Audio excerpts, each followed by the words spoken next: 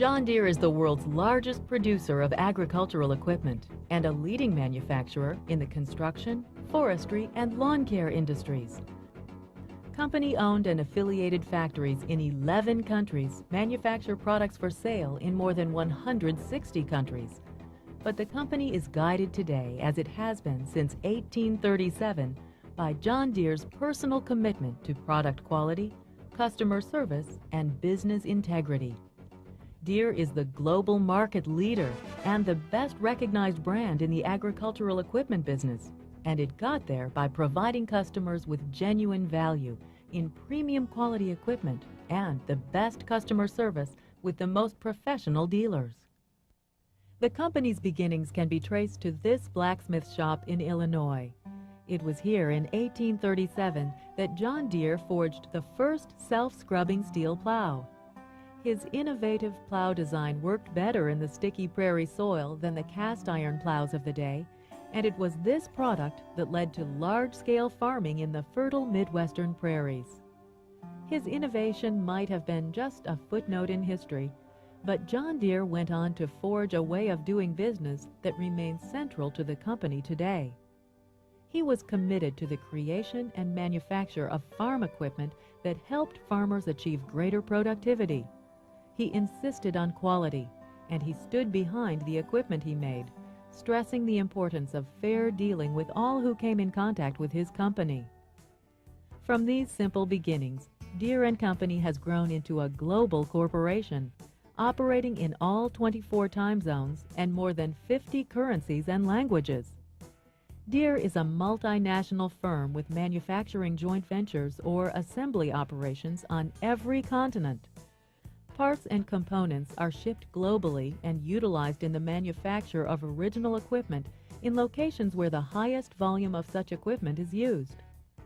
Yet the most impressive accomplishment of this American success story is Deere's ability to adapt and grow over its 160-year history, despite industrial downturns, worldwide turbulence, and fierce competition in its core business. Deere & Company represents a textbook example of how a company must continually adapt to environmental change through major shifts in corporate and marketing strategy in order to survive and prosper. The strategic planning process always begins with an analysis of the market and customer needs. For Deere's core business, agricultural equipment, this means developing estimates of demand for farm machinery and parts worldwide and identifying customer needs for new technology, product improvements, and service. Based on this knowledge, a marketing strategy is formulated which identifies specific customer targets and a set of marketing decisions based on the 4 Ps: product, price, place, and promotion, which comprise the marketing mix. The marketing mix decisions are considered to be controllable variables under the control of marketing managers, in that price, product, place, and promotion strategies can be changed through decision processes within the organization. Environmental variables are not under the control of marketing decision makers and will constrain their choices with respect to marketing strategies. The optimal strategy choices are those which can achieve the objectives of the firm, take advantage of the organization's resource strengths, and reflect adaptation to important environments, the political and legal environments, the competitive environment, and the socio-cultural environment.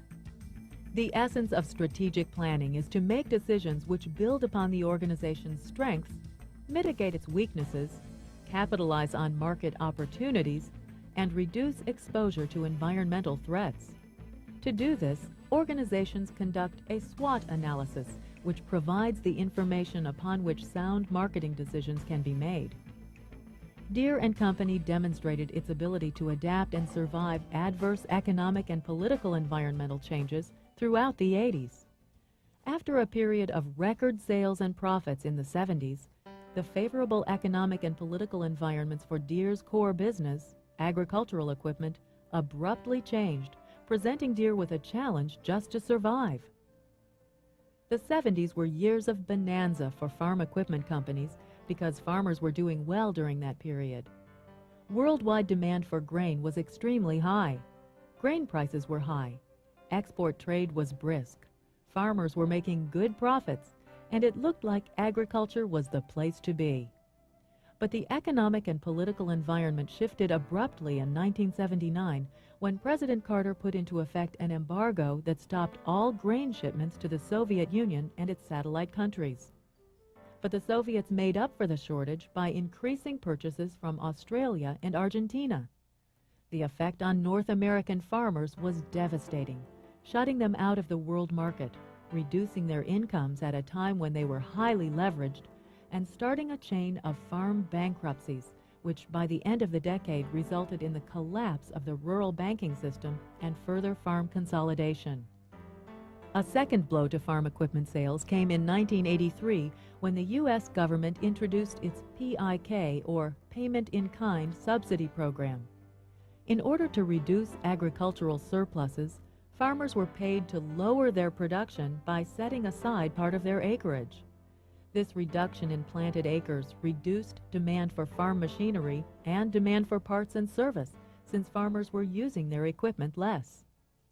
Deere and Company responded to this crisis by building on their strengths in product innovation and distribution through its John Deere dealer network.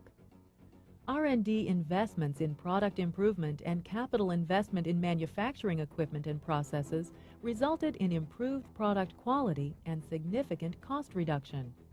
They also expanded their financial services, which provided the company with growth opportunities and synergistic benefits. John Deere Credit, one of the oldest suppliers of credit to agriculture, added commercial, consumer, and international divisions, and is now one of the largest finance operations in North America. During a time when economic and political upheaval forced many farmers and International Harvester, a large competitor, out of business, Deere remained financially sound. Deere was able to offer superior products, credit, and dealer service at a fair price in these difficult times. It was also during the 80s that Deere further developed its lawn and garden equipment business.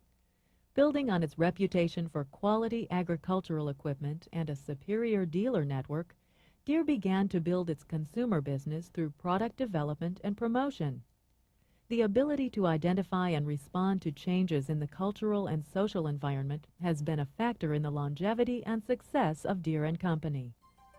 In the century and a half since John Deere founded this company, America has changed from a largely rural economy where 90% of the population were involved in farming to an urban society in which only 2% are involved in agriculture. One way the company adapted to this shift in demographics and lifestyle changes was by entering the lawn and grounds care business in the 1960s. By the 1990s, opportunities to grow this consumer business have become increasingly attractive. Significant shifts in demographic, cultural, and social forces have changed the market for lawn and gardening power equipment. These include an older but active population with increased interest in gardening as a hobby, dual-income families with more money but less time to landscape their yard, willingness to outsource lawn services to professionals, a quality and service-conscious consumer. Deere and Company has responded to this market opportunity. We began about 2 years ago with a commitment to doubling the size of the business in commercial and consumer products. We began building factories and putting new resources on board, including hiring people. Our primary goals are to grow the business, almost doubling our sales by the year 2000. Whether it's Iowa corn, California rice, or Louisiana cotton, John Deere knows a thing or two about harvesting. So for a change, we decided to have our engineers make something disappear. After all, somebody had to get mulching right. Introducing the Freedom Mulching System. While some may be impressed by its patents, we think you'll like the way it works, even on wet grass and leaves. Because although the problem was different, the name is still the same.